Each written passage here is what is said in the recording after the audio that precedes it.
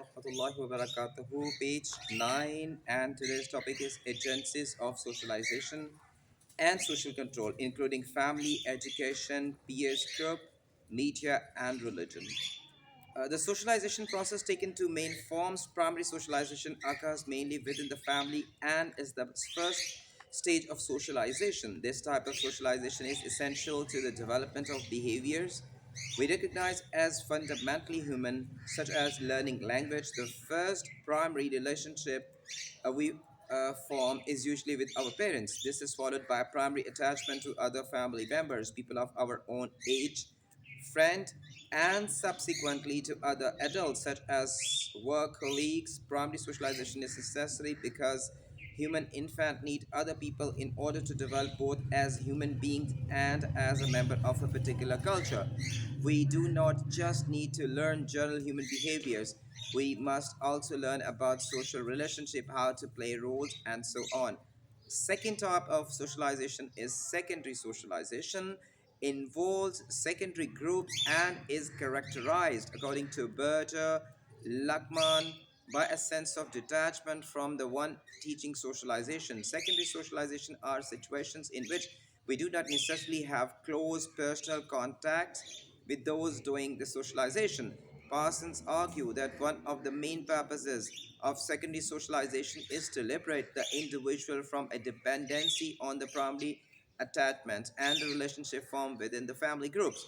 In contemporary societies where the majority of people we meet are strangers, it would be impossible and undesirable to treat them in the same way that we treat people we love or know well.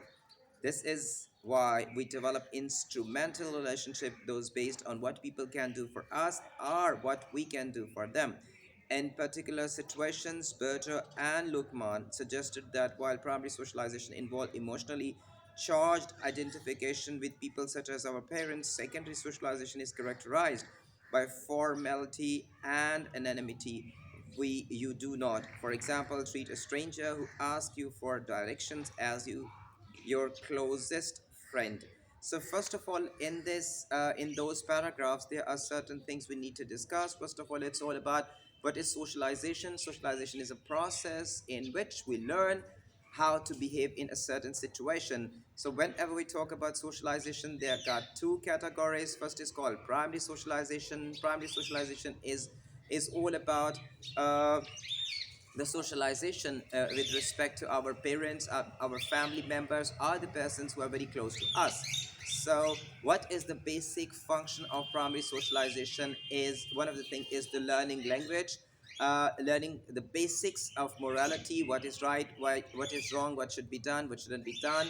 And it's a kind of thing in which we learn, especially in our childhood, how to cooperate with other peers group. I mean, for instance, uh, babies they learn in schools or kindergarten how to behave with other age group of fellows. So basically, this is the first stage or the embryonic stage. You can say that where kids started learning how to behave in a certain situation. They start having friendship with their age group. So basically, we talk about primary socialization. It's all about your family members, very closest your parents, then the other family members. It's primary socialization is all about the emotionality, attachment from your family members. A lot of care is given to the newborn babies. So primary socialization is the fundamental uh, part, play a very fundamental or a basic part in developing one's character, one's behavior. And normally, I mean, most of the kids, I mean, who used to have a good emotional attachment to their family members, especially their parents, I mean, the love between the generations keep lasting for a longer time, because if parents sacrifice their time for their kids, so obviously in return, uh, in adulthood or later, I mean, children are very keen to be attached to their parents if they spend their time for their kids. So, I mean, it's not that difficult when we talk about the secondary socialization. Secondary socialization is all about the confidence. It's all about the differences, the basic difference between primary socialization And secondary socialization is, I mean, in primary socialization, you are attached with your family members. It's all about very emotional. It's love, and but in secondary socialization, one can say that is you are far away from the emotionality. It's the relationship is based on instrumental basis, where we can simply see what you can do for other people and what other people can do for yourself. One thing, most of the time when we talk about the secondary socialization, it's all about your independency from your parents, from your relatives, or the people who are very close to you in your childhood. So a secondary socialization, obviously the agencies or the ambience which is provided in secondary socialization is more complex, more difficult, multitasking, and obviously it needs a lot. It needs a good basement or foundation, which should be done in form of primary socialization. So secondary socialization, it's as I mentioned earlier, it's all about instrumental. I mean, give and take, one thing. Secondly, it's all about uh, complex situation. There are certain things which is totally beyond your can. You are not aware what should be done in a certain situation. So it's keep on practicing after experiences. I mean, you people really now learn how to behave in a difficult or a different situation. So this is what actually the secondary socialization. And the last thing in which I need to mention in secondary socialization, it is, I mean, you start learning how to develop your character on your own. And obviously your peers group, your working place, the place of worship, they play a part in shaping your behavior. So this is what we have in primary socialization and secondary socialization. The next thing in it, and is social control. The process of socialization bring order, stability, and predictability to people's behavior. If a child is socialized into a perceived right way of doing something, such as eating with a knife and fork, there must also be a perceived wrong or deviant way. In example, perhaps eating with their fingers, though I disagree with this statement, but whatever, we can say that, but should be discouraged. Socialization, therefore, is also a form of social control. It involves limiting the range of behavior open to individuals. Social control is linked to the idea that human behavior involves a lifelong process of rule learning built on sanctions. The things we do not make people confirm. The agencies of socialization described below are also agencies of social control. So before I go to in detail, I need to tell you one thing: what is social control and what is the purpose of social control?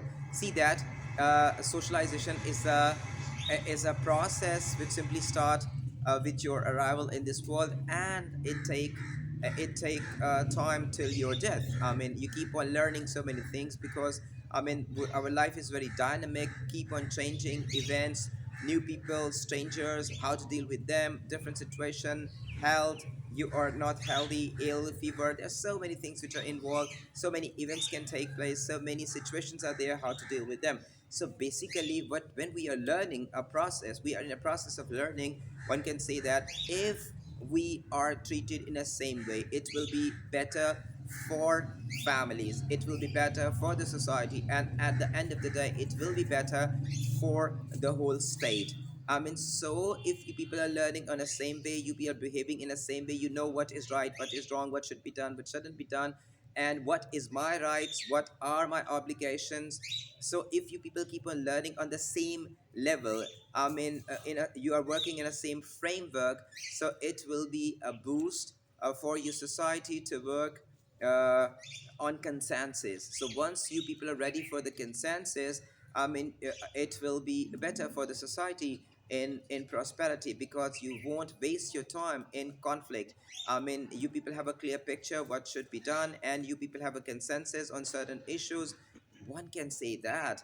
I mean, in modern day, though most of the states which are supposed to be developed, and they are secular states, because they won't consider religion a prime tool as a cohesive force. But still, in many countries, religion play a very pivotal part uh, in shaping a society in consensus, and can even play a part in social control. So the agencies of socialization, we can look at selected agencies of socialization in terms of the rules, values, and norms they try to teach and sanctions they set or impose.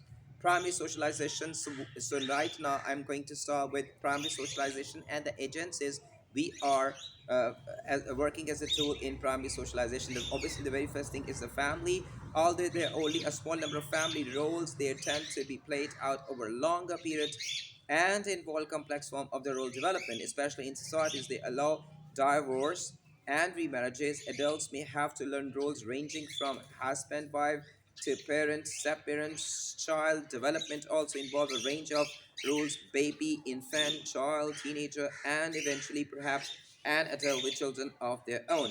The ability to develop roles within the context of a group, mainly governed by relationship based on love, responsibility, and duty, means that we can make mistakes and learn lessons as we go without causing too much harm.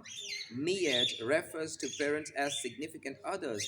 They shape both our basic values, such as how to address adults, and our moral values, for example, our understanding of difference between right and wrong, basic norms such as how to address family members, for example, mom, dad, when, where, and how to eat and sleep, and definitions of acceptable behaviors are normally taught within the family. Sanctions are mainly informal, with positive sanctions involving things such as facial expressions, for example, smiling, verbal approval, reinforcement, good boy, girl, physical reward such as a gift, and negative sanctions are similar, wide ranging from showing disapproval through language such as shouting to physical punishment. So, this is the very first thing we have in primary socialization, and the very first agency or the tool in primary socialization is the family. So, I have so many times in my past, I mean, in my previous lecture, I keep on saying primary socialization. I mean, the parents' involvement is one of the compulsory thing. One thing. Secondly, it is the responsibility of the parents. If the responsibility of the parents to teach newborn babies or the kids how to behave, what is right, what is wrong, and there's so many things which are involved. I mean, the basic learning of language, of culture, I mean, your traditions, all those things are learned by kids through their parents. One thing. Second thing is that it is a process. It's a process of years. I mean, so there must be some sort of encouragement and discouragement from the parents to their kids, towards their kids, because it is one of the compulsory things. If you encourage your kids to learn good things, obviously it will be far more easier for parents and the kids as well. So there are two things which are involved. I mean, one is called positive sanctions, and second is called negative sanctions. So when we talk about the positive sanctions, it's all about, for instance, if your kid do something good, you can even smile. Oh, nice. I mean, you can, by smiling, by your facial expression, one can say that kids understand. Okay, my parents are happy with me. So facial expression is a positive sanction. One thing, the world approval, very nice, very good, shabash, excellent. So I mean, your verbal expression can also is a source of encouragement for your kids. And lastly, the physical reward. You can even, okay, for instance, if you got good marks in your examination, I'm going to give you a watch or give you buy a gift or a present for you. So physical reward, all these three things come in the positive sanction. At the same time, there are negative sanctions. What are the negative sanctions? Negative sanction is a kind of disapproval. It's discouragement. I mean, for instance, in front of your guest, if your kid do something wrong, simply try to snatch something in front of your guest. So I mean, first of all, you can simply give an expression of you with your eye. It should be done. I mean, so again, the facial expression is one of the things which can be a very good tool in negative sanctions. Secondly, I mean, sometimes even if you don't like the situation or don't like the part playing by your kids, you can simply shout. I mean, not in front of others, in isolation, or when you are all alone with your kids, you can even shout, "What the hell you are doing? Why you do this to me?" And I mean, it's all about the expression or the verbal expression, which can simply tell your message to your kids. And lastly, it is possible in many part of the world that you can simply punish. Okay, I'm not gonna give you anything right now because you behave not properly in front of the guests or in front of others. People are strangers. So we got some certain you can say that definition like social control, ways in which member of society are made to conform through norms and values, sanctions, ways of reward, or punishing acceptable or unacceptable behavior, usually used in sense of punishment. Negative sanction as well. Agencies of socialization. When we talk about agency of socialization, I mean, there are institutions, there are groups such as family and the media which influence behavior by providing guidance, examples, and sanctions. Family, a social institution comprising a group of people linked by kinship or ties.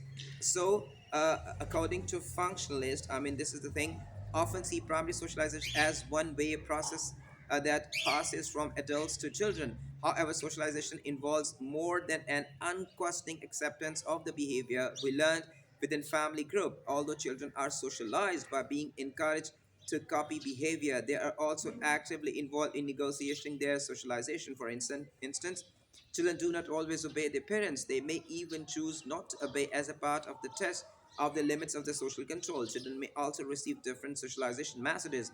A relative may reward behavior that a parent would punish. Children have to learn that the same behavior may receive different reaction from different people in different situations. So, according to functionalists, it is important to understand the participation of the family. One thing. Second thing is that sometimes, I mean, one can say that kids are not ready to accept whatever is conveyed from the parents. So there are two things in it, according to functionalists. So first of all, I mean, according to functionalists, one can say that when parents try to teach something to their kids, most of the time kids are able to understand, and they don't have a choice. Except just to accept what is coming from their parents. Most of the kids do like that. But with the awareness of media, the peers group, and the other people behave in a different situation, so it is possible that sometimes kids are not ready to obey, or they simply try to check the love of their parents. For instance, you simply ask a kid, "You are not supposed to touch my laptop," right? So the kids, they try to touch the laptops just to test, I mean, the love of their parents. Is it possible? Because there are certain things within living, while we are living in a family, it is possible that thing which is not acceptable by parents is acceptable or encouraged by other family members. This is you can say we can easily observe these kind of things, especially while living in combined family system. When parents, most of the time, they simply say, "You are not supposed to do things," they get shout. The grand family simply take over the kids and simply say, "Don't shout in front of my grandchild." So it is a kind of thing which is a bit harmful for the behavior of the kids. The second agency or the tool we have in primary socialization is the peers. Peer groups are made up of people of the similar age. For example, teenagers, they can be considered primary agencies of socialization because we usually choose friends of the similar age, and personal interaction with them influences our behavior from how we dress and talk to the things we love or hate. Peer groups can also be secondary agencies because they may be used as a reference group. What you call the models we use for appraising and shaping our attitudes, feelings, and actions. In the recent past, this has included youth subcultures such as hippies and punks. Although most people do not interact with the groups such as specific as this, we all have references, groups of people we identify with, and those appearances behavior we model our own on. Our behavior may be influenced by things such as the fashion and the journal behavior of people of our own age or status. This is an example of peer pressure as a form of social control. So sometimes even it happens in peers group. First of all, we need to understand when we talk about the peers group, it's a kind of friendship you people have of your age group. One thing, most of the time, sometimes it even happens that kids are not ready to accept or obey their parents, and rather they are more willing to spend time with their peers group of their age group. Secondly, thirdly, one can say that the peer groups play a part in shaping behavior because most of the kids, they like to copy their age fellows. I mean, for instance, if he is going to buy this, then I'm going to buy this again. If he wants to play with this, I want to play with this. If he has the favorites like this, I would like to have this. So the peer group have a very positive or negative impact on the kids.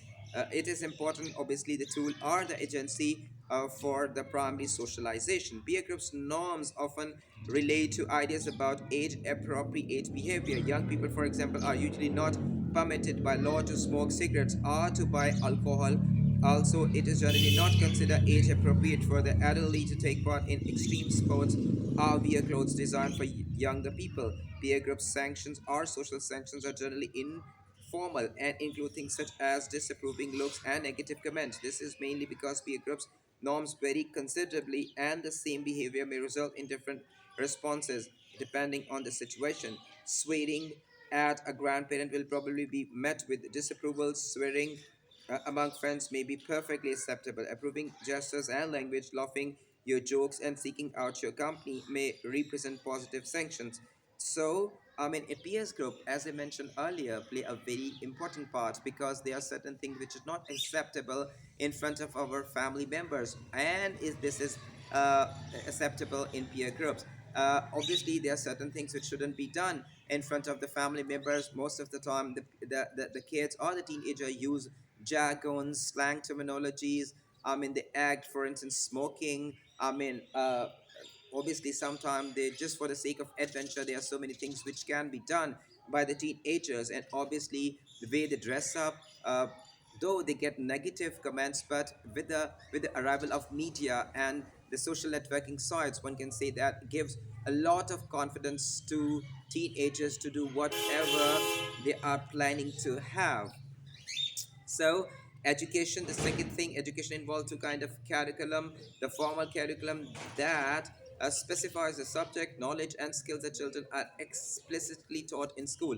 A hidden curriculum, things we learn from the experience of attending school, such as how to deal with strangers, listen to adult authority, and have respect for the system. School is also a place where we learn to limit our individual desires, to think about the needs of others rather than our own. Schools may be one of the first times that children are separated from their parents for any length of time. It provides both opportunities to demonstrate talents to a wider non-family audience and challenges.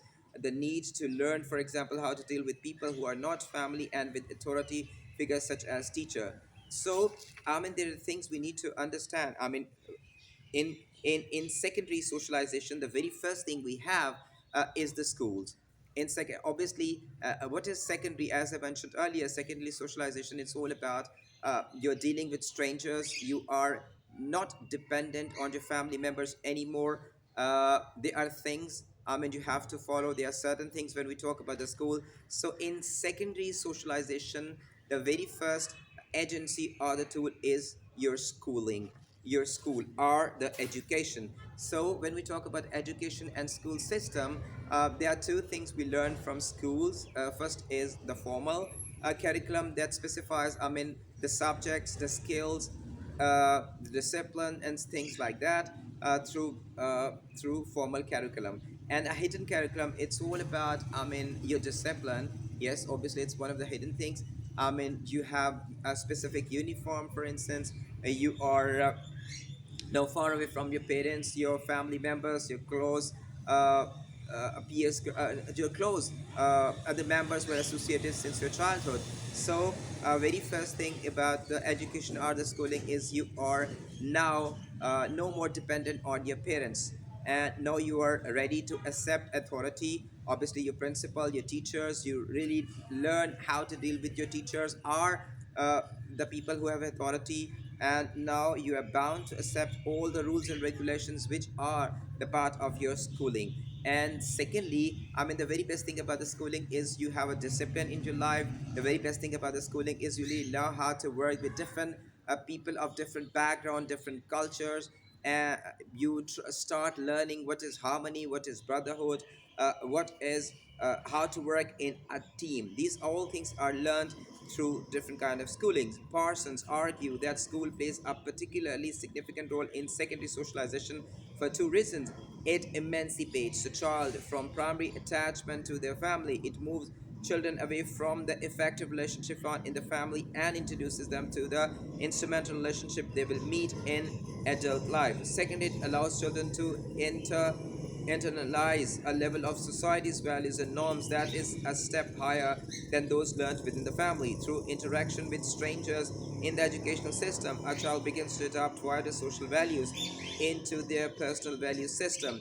So, according to Parsons, there are two things which is particularly very important. in secondary socialization and in education. First thing, it's again, you're far away from your family members. One thing, you don't have any support from your family while you are working in school. One thing. Secondly, you are working on a higher canvas. You can now you are focusing on an entirely different things, which was in primary socialization. Now you people are in school system just to improve your talent, just to expose your talent, I mean, in front of strangers. Obviously, when we are in front of our family member, they encourage you all the time. But in school, yes, obviously it's one of the responsibility of the teachers to encourage you, but at the same time, I mean, things are not that easy. It is often more complicated, because sometimes it's possible you have to face bullying. You can I mean, you have to do the things which you haven't done in your previous life. And secondly, you start learning the values, roles, and the norms on a higher scale. Because when while you're working or living in a family, you get what your parents simply tell you, and it's all about the same kind of culture or the tradition from the family members. But while studying in a school system, their things are different, because as I mentioned earlier, there are different kind of different cultures. Representation is there. I mean, you are more formal. You are not supposed to do according to your own will. There are certain restrictions you are supposed to follow in school system. Like any institution, schools involve a range of roles, such as a teacher and a student, which are themselves linked to be a range of related roles called a role set. This further extends the idea of cultural relationship, because we become fixed into a range of expected behaviors. A student, for example, plays this role in relation to the role that other are playing in school environment. Other students in their class, students of different ages, their subject teachers, sub teachers of other subjects, school building staff such as caretaker, administration staff, parents, guardians. Schools teach a range of values. These range from the idea that students should work hard to achieve qualification, to add ideas about individuals' competition for academic reward, teamwork, conformity to authority. In many education systems, for example, one hidden value is that academic ability, such as a talent for writing essay, is more highly valued than work-related abilities, such as bricklaying. Another value is individual achievement. Working with others may be valid in workplace, but in school may be seen as copying and wrong. Many of these values relate not just to education, but also the wider school world. From a Marxist perspective, Bowles and Gintes argue that there is a correspondence between school norms and working place. Schools prepare students for adult work by socializing them into the values and norms that will make them uncomplaining workers. This correspondence theory is shown through school norms such as the daily need for attendance, always being in the place you are supposed to be at certain time, the right of those in authority to give orders that must be obeyed. So, I mean, according, we got two different things together here. One of the thing is all about, as I mentioned earlier. I mean, there's variety of roles you can play. Teacher, student. I mean, within the peers group or within the school, and then your elders. I mean, the students of higher grades. You need to interact with them. You have to face them. You get confidence. School give you a chance to expose your talent, and there are things in which we need to understand. I mean, different schools sometimes prefer different things. So this is one of the cases in education. Then I mean, there are certain things which is your hidden qualities, which is put into light with the help of schooling. And obviously, when we talk about the high achievers, it's always good to work in team. But at the same time, if you want to get, for instance, gold medal, or you want to be a high achiever, so it means you need to prove that you are more smart, mindly smart, and you can work well in isolation as well. You can prepare your assignments on your own. You can learn your things on your own. You are supposed to encourage to work in a group or a team, but at the same time in schooling, your individual impact is also important. But for the Marxist point of view, one can say that the schooling doesn't have a positive impact as far as the secondary socialization is concerned, because according to Marcus, they simply say schooling or the education system is a trailer, is the basic art provide foundation to all the adults how to work in a society. For instance, one can say that, I mean, according to Marcus theory, one can say that students are treated in the same way as they will be treated uh, in future. For instance, attendance every single day. You are supposed to accept the authority of your boss, your uniform, uh, your cooperation with your other classmates. So all those factors are play a very important part according to Marcus in upcoming years. For instance, if you're trying to work in a factory, alhamdulillah, so you need to follow the same footsteps. I'm in uniform. Yes, you're supposed to come at a certain time. Yes, you have a certain off time. Uh, you are not able to confront with your boss or the industry owner. So this is we have, I mean, in the market. So the second thing we have in secondary socialization is mass media, and to my point of view, this is even more important part these days, especially. I mean, more. I mean, playing a more important part as compared to education, because most of the students, most of the kids, I mean, they are since their childhood they are attached to cartoons, to celebrities, and to certain peoples who are their role model. Mass media are slightly unusual secondary agencies because our relationship with it is impersonal. We are unlike to meet those doing this socialization. While there's a little evidence that the media have a direct long-term effect on the behavior, there is a stronger evidence of short-term effect of it. Advertising, for example, aims to make short-term changes in behavior by encouraging people to try different consumer products. Potter suggests that short-term effect includes imitation such as copying behavior seen on television, desensitization, the idea that constant and repeated experience of something such as violence or poverty gradually lower our emotional reaction, learning in which we are introduced to new ideas and places. So, media plays a very important part, but actually, the difference between media and other tools of socialization is we are not directly involved with media, or it is impersonal. We don't have any connection with the people who are in a process of socialization, who are shaping our behavior, our personality. For instance, I mean, according to Potter, media is playing a very important role. So first of all, the play is all about the copy behavior.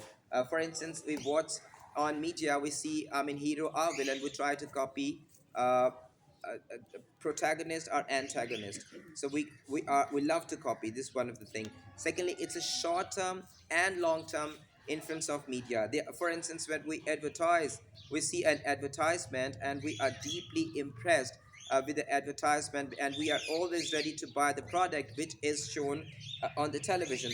So at the same time, the same company, I mean, launch another product, and they simply discourage his ex or the previous product. So through media, we get new ideas all the time.